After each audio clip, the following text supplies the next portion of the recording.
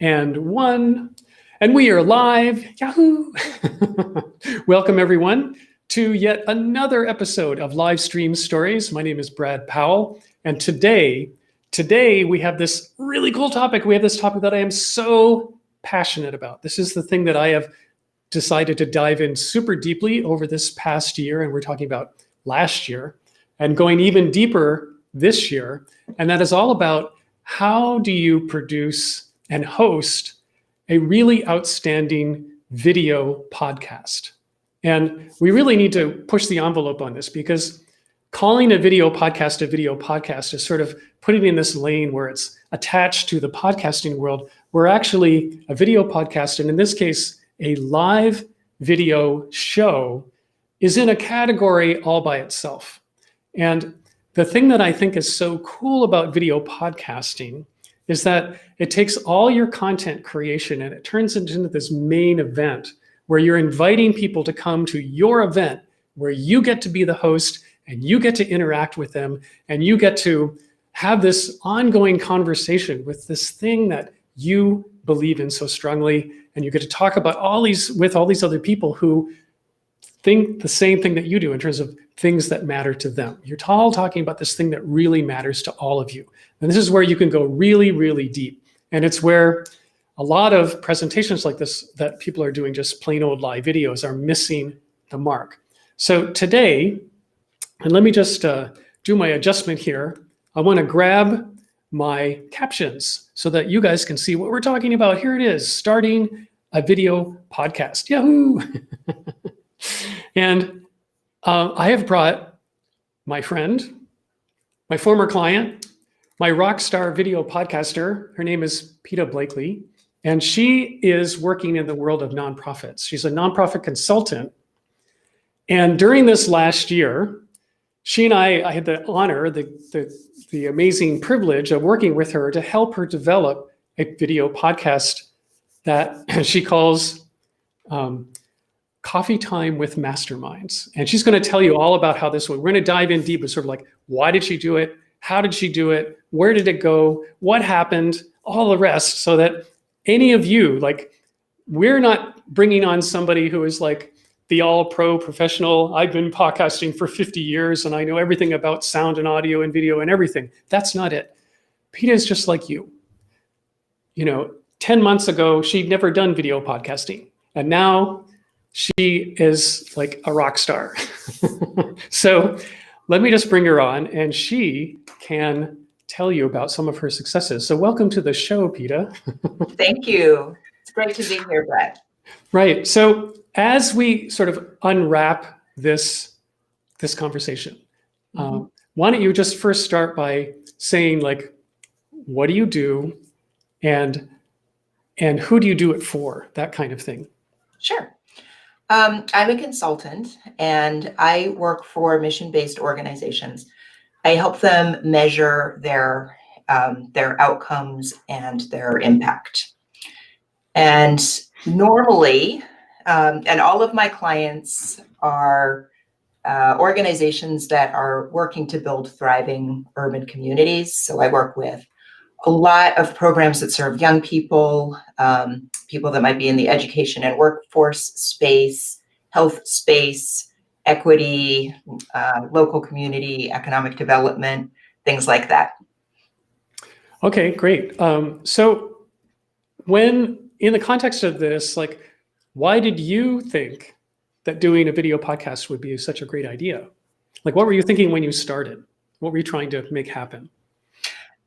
So it started because of COVID, because of the pandemic. And I have two friends who are also consultants to not-for-profits. And one of us said she wanted to start a show to talk to leaders of mission-based organizations about leading during this time of upheaval and change.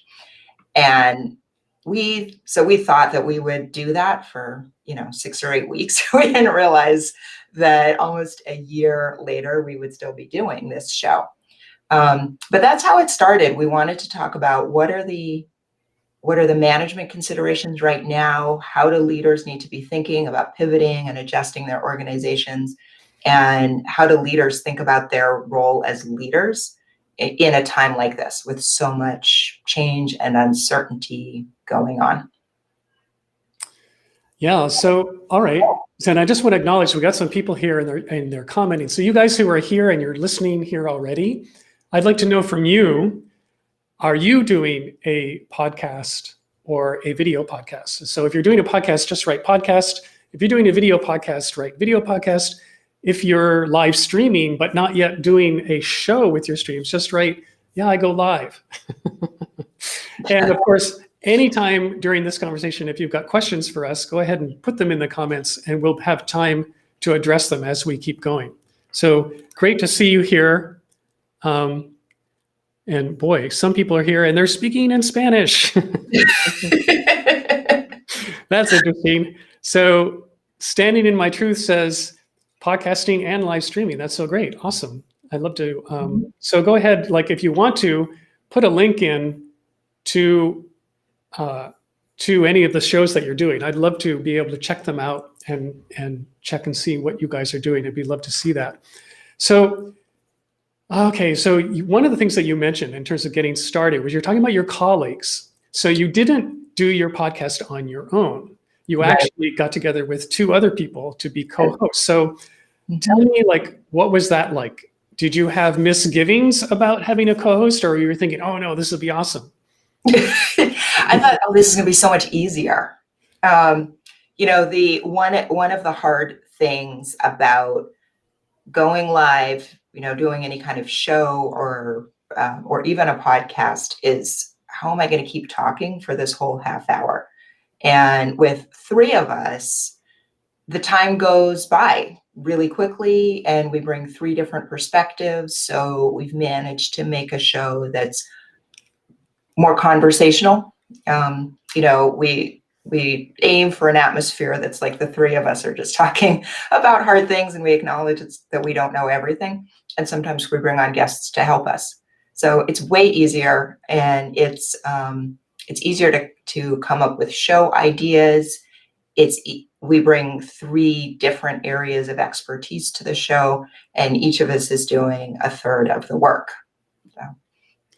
Yeah, I think that's really important. I mean, having other people involved, whether they're a co-host or they're actually just helping you produce in the background, if you attract people who have different skill sets, rather than having someone come in who can do everything that you can do, but you guys don't, like there may be some things that neither one of you know how to do, that it's really helpful to have a diverse.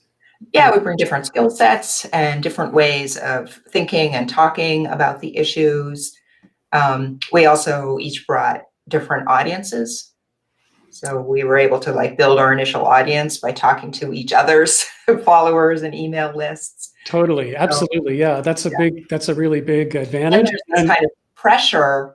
It creates a lot of momentum because you're accountable to other people. So we are going to show up on time every Friday to do this, in a way that, maybe you would fall off if you were all on your own. So. Yeah, exactly. So if you're doing this and you're doing it with other people, that accountability thing is like, I have to be there on Friday, because if I'm not, it's going to be a big deal. These other two people are going to be seeing this gaping hole in our show. Yeah.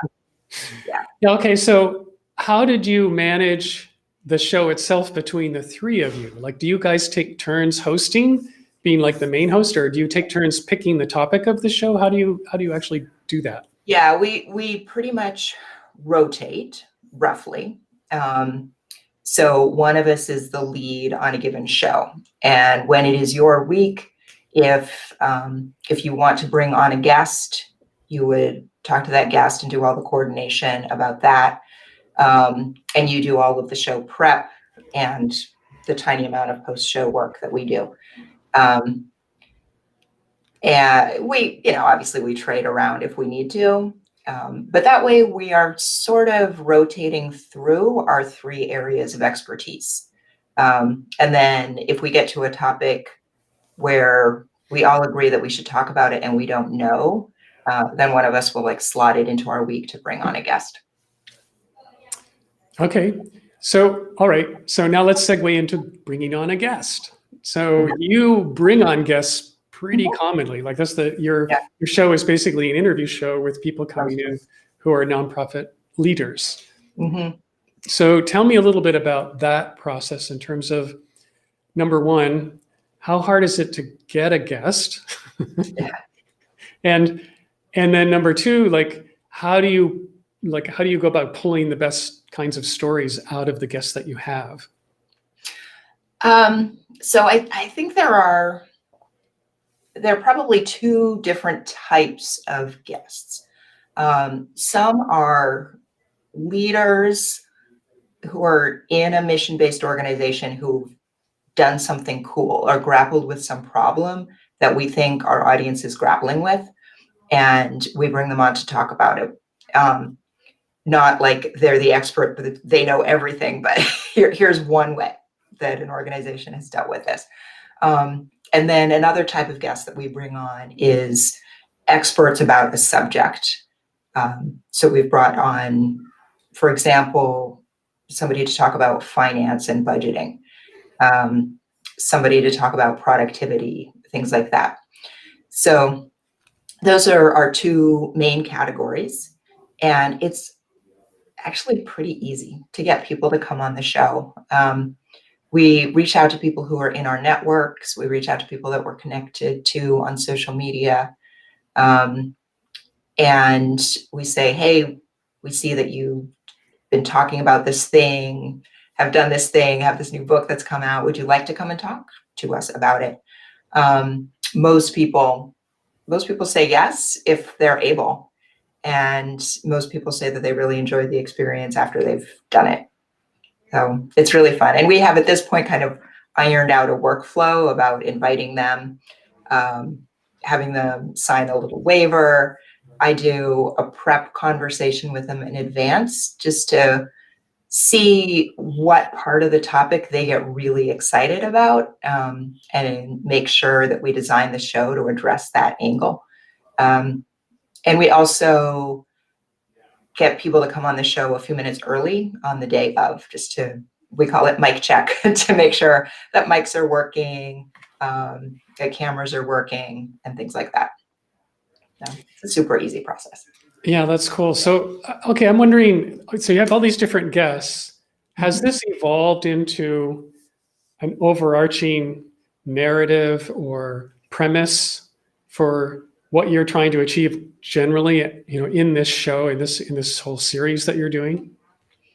Yeah, so the theme, it has become leading organizations through any time of upheaval and change.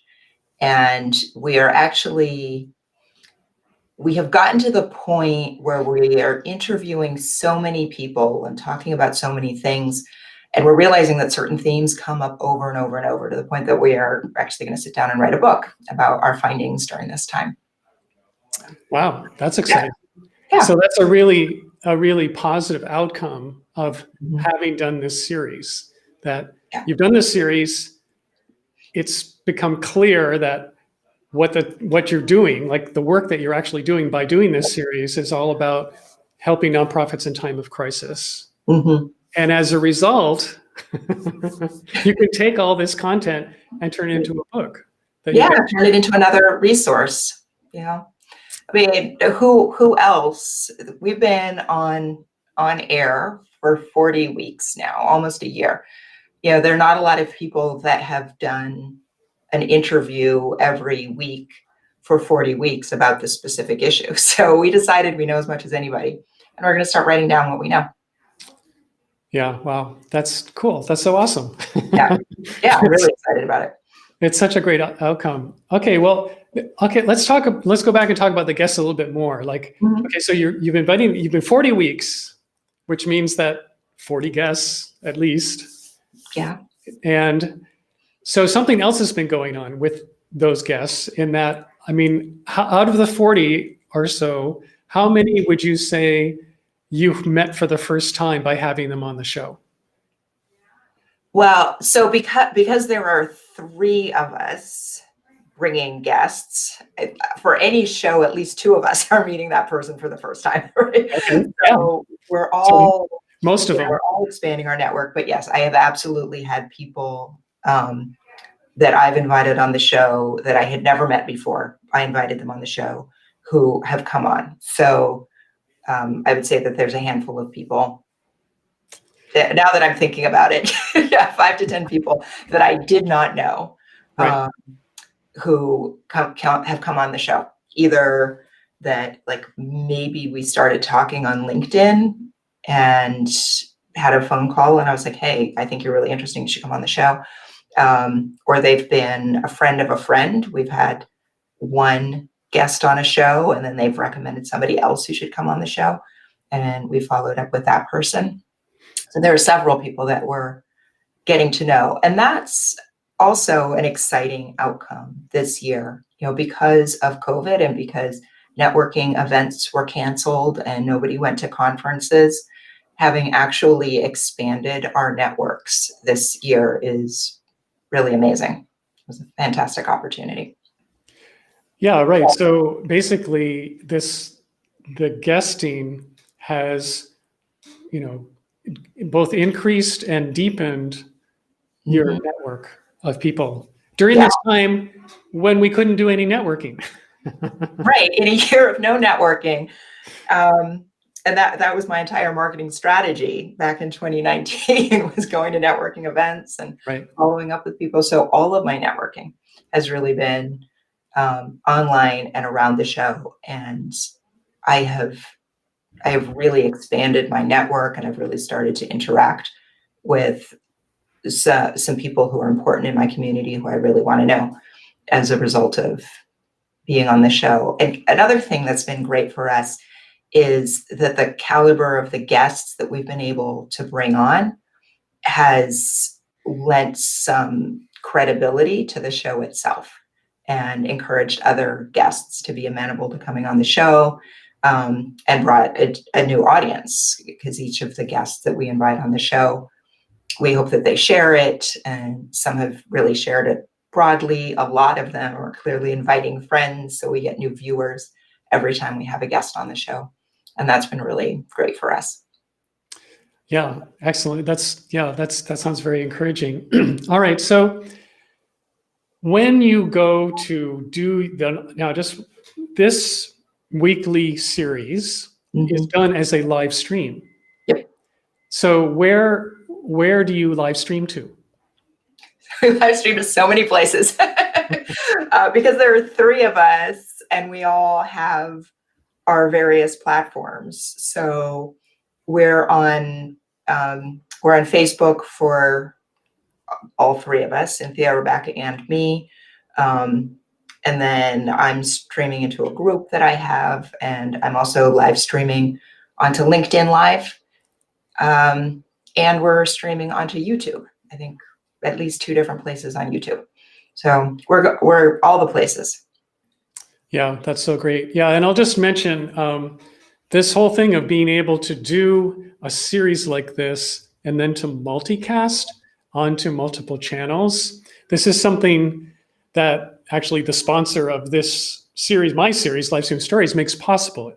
Restream is the sponsor of this show, and it's also this amazing tool that you guys can use to do this kind of multicasting. So if you want to turn your live streaming or your audio podcast into a regular video podcast and you can do it live, Restream allows you to broadcast to multiple channels. So you and your co-host or whoever else you have on with you can stream onto all your pages on Facebook, whether it's your profile page or your business page or a private group page, any of those, all of them are possible.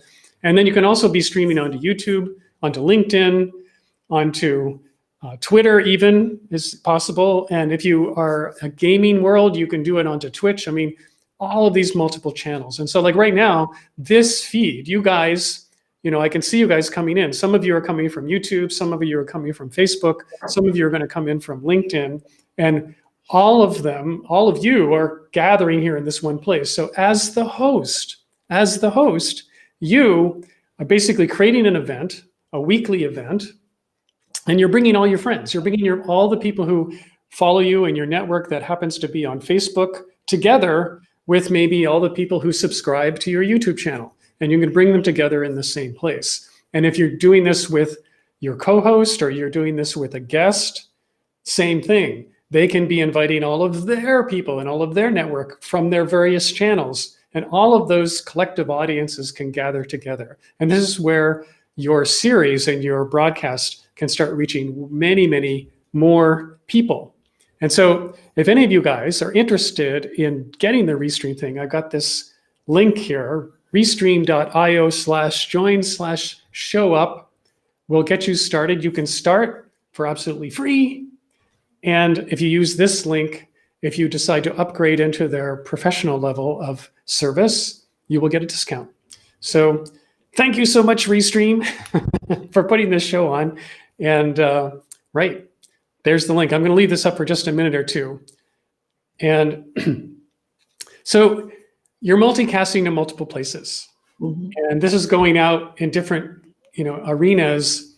And so how do you find your engagement during the time that you're live streaming? Like, how do you monitor, manage, there's three of you on and there's a guest, Mm-hmm. Are you sharing roles in terms of? We sort of have different roles based on our particular talents. It turns out I'm not really good at multitasking, so I'm not in charge of camera angles or comments. But so in a given episode, one person is the main host, so they're sort of driving the conversation and kind of wrapping us up when we get towards the end of the hour. One person is on what we call camera angles, which is having one person on the screen at a time.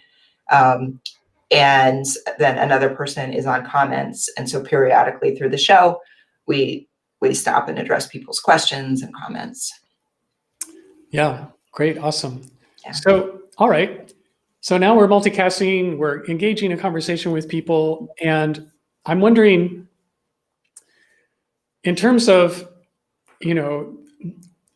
what do you feel is the result of having done this for almost a year now?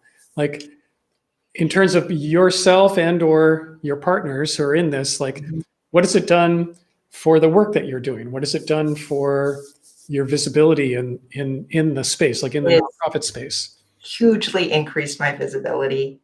A lot of this was a scary year for a lot of consultants, and a lot of people have found their businesses, just really down because they haven't been able to network, because it's been an uncertain time for clients. I think the three of us have found that our networks are bigger, our number of clients are bigger, the size of our contracts is bigger. I'm getting a whole lot more traction on other things like my website. And I should say that I am not a technical person at all, and I don't really understand SEO, but I can track that there's a lot more action on my website. And I think it's just about being consistently out there. My number of followers and connections on LinkedIn is much bigger. So it's just really, really grown our presence. And it's helping to position us as experts in our field. Yeah. So how, this thing about being able to show up every week, it's probably the biggest stumbling block that creators of all kind, but particularly people who decide to start a podcast or people who decide to start a YouTube channel or anything like that, being consistent week after week after week. Most podcasts, this statistic, most podcasts don't make it past 11 episodes. Most of them. You're doing so great then. The fact that you've done 40 is phenomenal. And it's way above average. Like most, I don't know what it is, like 70 or 80% of people who decide to start a podcast quit before they reach episode number 11. Yeah. So what's your secret? Like, what have you discovered that's enabled you to do 40 weeks in a row? So we take an attitude that there are two things to it. One was we really think that these leaders that we're talking to need this. We get that they are in a really stressful time, in a really stressful place, and they're doing their best to show up for communities that are really shaken and disproportionately affected by COVID. So we are just trying to contribute by ourselves showing up every week and being realistic and optimistic is how we look at it. So we're trying to model the things that we're telling leaders they should be. And being consistent and showing up and communicating, those are the things. The other thing is we recognized early that nobody's born good at this and that our first few episodes were probably going to be pretty bad. and we said, look, let's just, before everybody else figures out that all of our networking is going to be online this year, let's just get our practice out of the way. And that was our attitude for a long time, was this show is not going to be perfect and we don't know what we're doing. And we are just going to every week get incrementally better with the hopes that in a few months we'll, have a respectable product. And I think letting ourselves off the hook for having things perfect at the beginning was tremendously helpful. Probably if I looked back now at our 10th episode, I would probably want to quit too. Right. Yeah. That's funny. And like I said, we're not technical experts. We don't use fancy equipment. We don't, we have gradually and incrementally improved things like our cameras and our microphones, but this is absolutely not a professional endeavor. And it doesn't have to be. There are definitely people who show up every week like this is their coffee break and they want to hang out with us. And we're really, really grateful for that. Wow, that's so great. Yeah. So speak to the whole live aspect of the show. Mm-hmm. Like how does that work for you? Like, imagine that you were doing this as a pre-recorded product. But you're not doing that. You're doing live. So, right. It would be so much harder to do it pre-recorded, which is the point now that I won't pre-record any video because it's so much work. because if you are going to record it, then you feel like it has to be perfect. And then you get down this rabbit hole of editing it and it just never goes out. And I'm not a professional video maker. I don't want to spend a whole lot of time on it. So doing it live and multicasting it means at the end of that half hour, it's done. It's in all the places. We're 99% done, as opposed to a pre-record where I think we would feel obligated to spend a whole lot more time on it. Yeah. This is why I think doing live video is, in terms of time and being efficient with your time, is such a big advantage. Yeah. Things have definitely happened. We had dogs start barking in the show. People have had to leave. But those can be the best parts, some of those. At least the most entertaining. Right, exactly. This is real. You are just actually having coffee with us, and this is what's going on in our houses right now. And one of the things about the era of COVID is everybody is super forgiving right now. Everybody knows that people are trying new things. People are working and managing in new ways. And everybody is very, very generous and forgiving right now. So. Yeah, really. It's all the more reason to jump in and be doing this now. if I can do it. Right. There you go. Mm-hmm. All right. So here's, you guys are doing all this stuff that in terms of the live. Now, I know you're also doing some things after the thing goes live to help promote the series, in the coming weeks. So can you explain some of those things, like how you share on social media and other pieces that you are doing that draw attention to this series? Bring it back. Yeah. So So what I do for a show, I send out an email to my list with a very brief summary and the links so that they can watch it on the various platforms. After the show, I go onto YouTube and I enable embedding for the video. That's probably the most complicated part of this entire process. Then I take that video and I embed it into a blog post. I essentially rewrite the same summary that I had used before the show and put it on the blog post, just changing things to the past tense. And then I send out that blog post to all the places that my blog goes, which means it goes out to the people who subscribed to my blog, and it posts again on social media. So that blog post will get posted on Facebook and LinkedIn.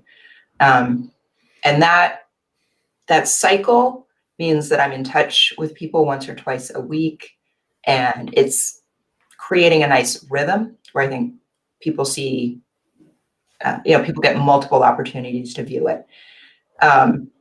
And we rack up a lot more views after the show, even though it's live, and we're doing it live. The number of viewers across the platforms after the show is much, much more than the number that are actually watching in real time while it's live. So it's well worth doing some activities to, drive engagement back to it.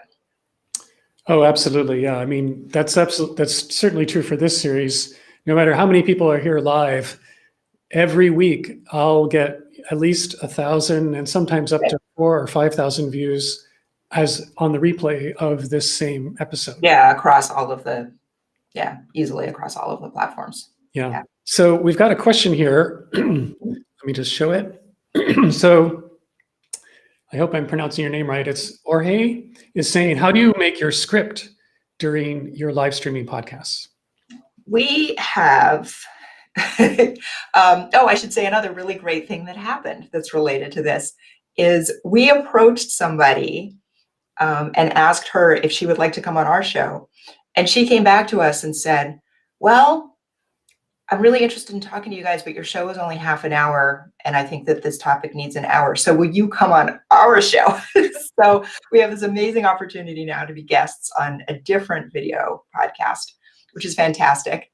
And I've learned a lot from working with them and planning their show. And one of the things that I've borrowed is their script and show planning template. So we have a Google Drive that the three co-hosts connect to, have access to, and we put in there some basic information about the guest, their name, any titles that they use, their website, if we're going to share their material. And then we script out the introduction, what the host is going to say at the beginning of the show to create the context and explain to people why they might want to watch. And we script 3 main chunks. So we generally throw out 3 questions that we think are really going to drive the conversation. And then beyond that, we just talk back and forth kind of spontaneously. So script is probably too strong a term for what it is. I would say it's a show guide. Mm-hmm. Right. Yeah, that sounds great. I like, the whole idea of just creating an outline and then going from that with room, with room to go back and forth between what you've planned and what may just come up during the conversation. Right. Okay, so we have another question asking, this is a technical one, from Ethan. He says, can Zoom be integrated with Restream? And the answer is yes, it can. And I'm not going to go into the complete technical explanation for this, but I've done this. Basically, what happens is that you can take what's called an RTMP key from Restream, and you put that into your Zoom meeting, and boom, you can go live. So in the way that Zoom allows you to go live, say directly to one platform, like either Facebook or YouTube, by connecting it to Restream, now you can use your Zoom meeting. You can have a group of people that you're live with, and you can multicast that to multiple platforms. So the answer is yes. And it's a very cool feature that Restream and Zoom can hook up together. So I just want to check here. It looks like, oh my gosh, we have a bunch of technical questions. That's for you, Brad. Part of this. Can I use my Stream Deck with Restream? Yes, you can.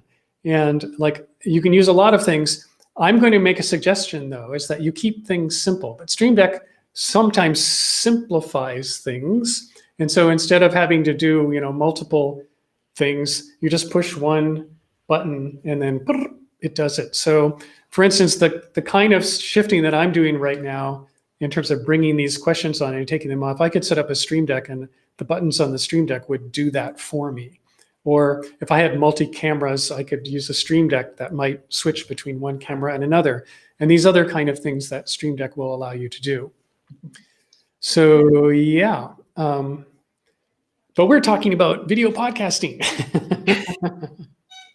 So if you guys have questions about video podcasting, we'll be on for just a little while yet to answer those questions if you've got them. So just put them in the comments and we'll get to them as we have time. And so kind of getting towards the end of our conversation, we talked about a lot of things around, the nuts and bolts of how you're doing your show and bringing on your co-hosts. Like if you were to look back at the beginning, and I know that you said when you were starting that COVID was like the main lever that said, okay, now we have to do something different. Yeah. But what would you say, like, there has to be something more that kept you going in delivering this? And so, like, what it was or is the inspiration for doing this work? Because it is a lot of work. Like, you have your job, you're delivering stuff to nonprofits that have nothing to do with a video podcast, and so yeah. Doing this work is another thing. It's part of your marketing. It's part of your networking. It's part of this other, stuff that we all have to do as entrepreneurs. But what's, if you were to go inside and go, okay, what's my why here? Like, what's my purpose for running this show? It's fun.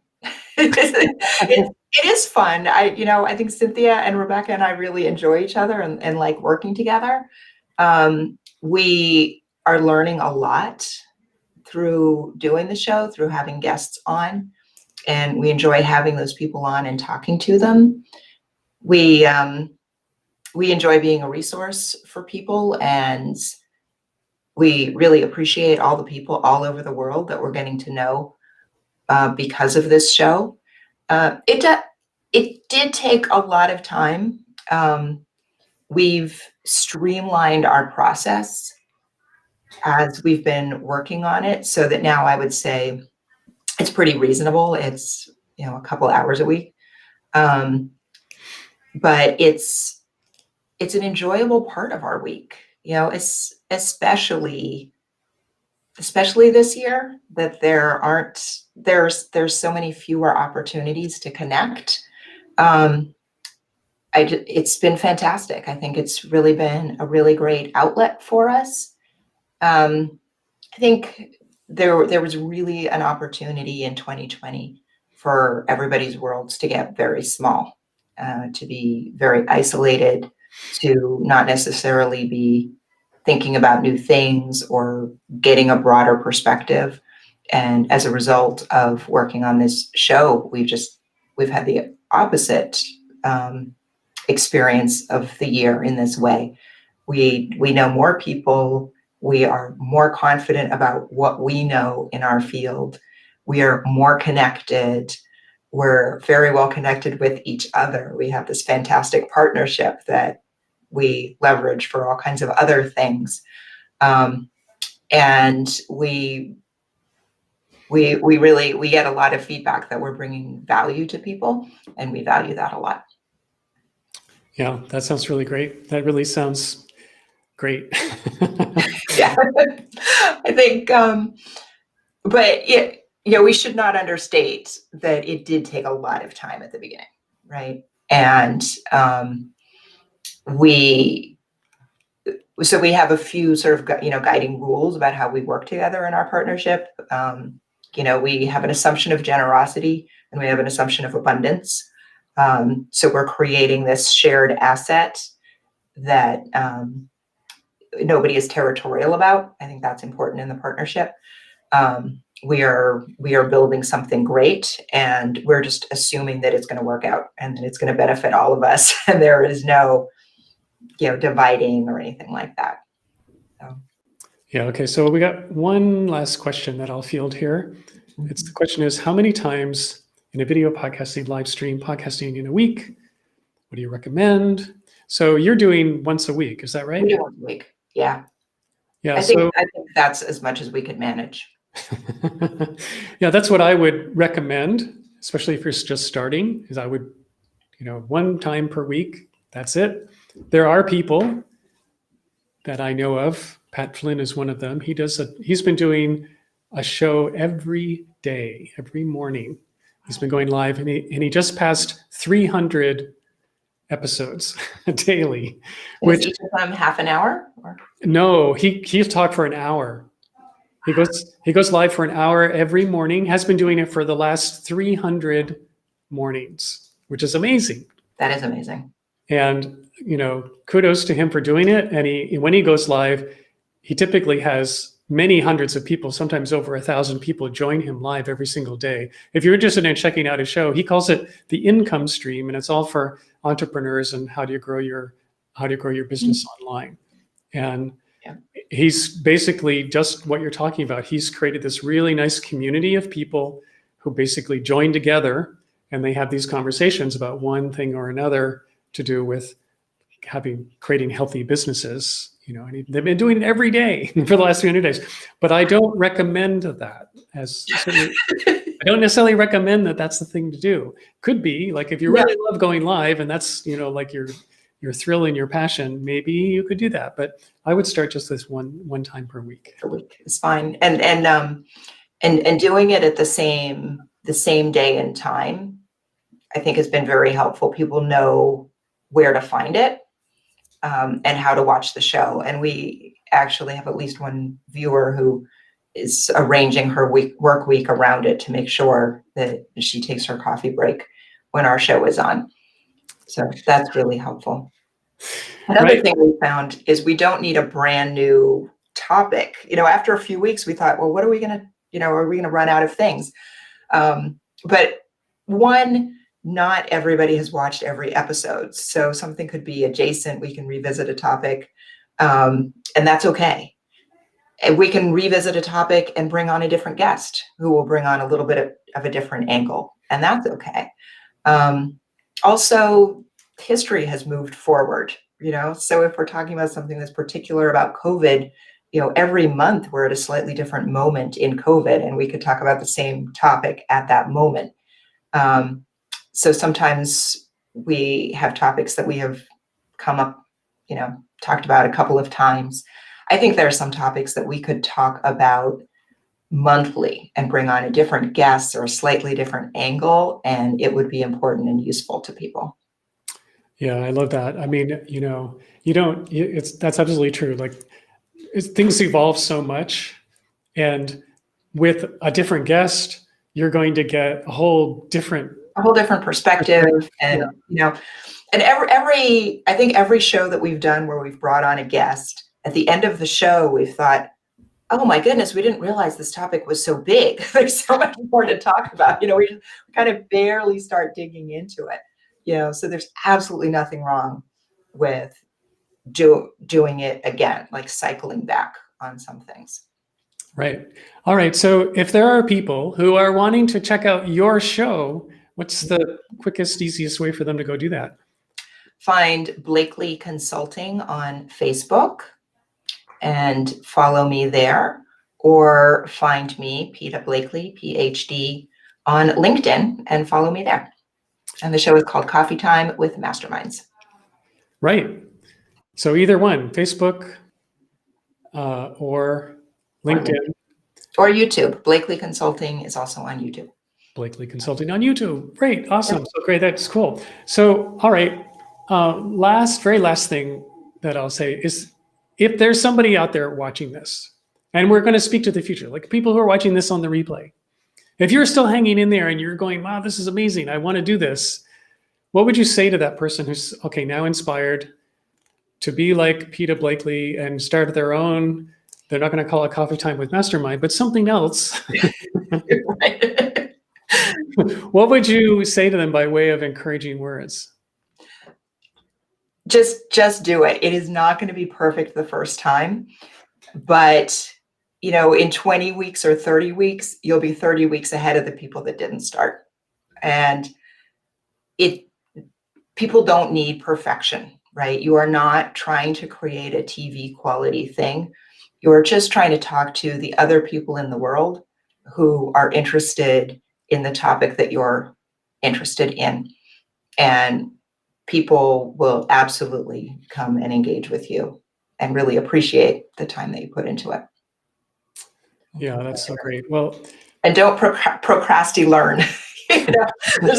Entrepreneurs tend to look up a thing, right, and train themselves in a thing. So don't get procrastinating about cameras or video editing or anything like that. Just try something, and then if it doesn't work, try something else. So. Yeah, there you go. That's really good advice. Try it, you'll like it. Yeah. So, all right. Well, thank you so much for coming on today. This is really generous of you. I mean, you just shared a lot, and I really love this. I mean, this is just perfect conversation to have. There's just, I think, a lot of, it's a really interesting time for people to be engaged, like to be using this kind of medium to engage with their audience. So I really appreciate you coming on, sharing your experience in just this last year. Yeah. Thank you so much for having me on. This has been fun. All right. So, and you guys who are on here now, you live guys, this series goes on every Thursday, 3 p.m. Eastern time, and you can find it on our multiple channels. You can find me on YouTube, you can find it on Facebook, you can find it on LinkedIn, and of course, you can find it on Twitter and on the Restream channel. This show, Livestream Stories, is sponsored by Restream, and the multicasting is made possible by Restream. And if you want to go check out Restream, just use the link right here, restream.io/join/show-up. And you will be showing up in a way that you never have before. You'll be multicast all over the internet, and it's possible. And in this time where we can't network as much, we don't get to see people as much, people don't get to see us as much, we become less visible, literally. This is an opportunity to dive in deep with this medium. So putting the idea of doing video podcasting together with a tool like Restream is really a really interesting opportunity for every single person on the planet. And if you want to reach your audience, if you want to spread your message, if you want to start a movement, if you want to create a revolution, if you want to just get together with your friends and have a good time over coffee, this is the way to do it. So I will see you guys next week, 3 o'clock on Thursdays, same time, same channel. Thanks again for watching, and we'll see you next week.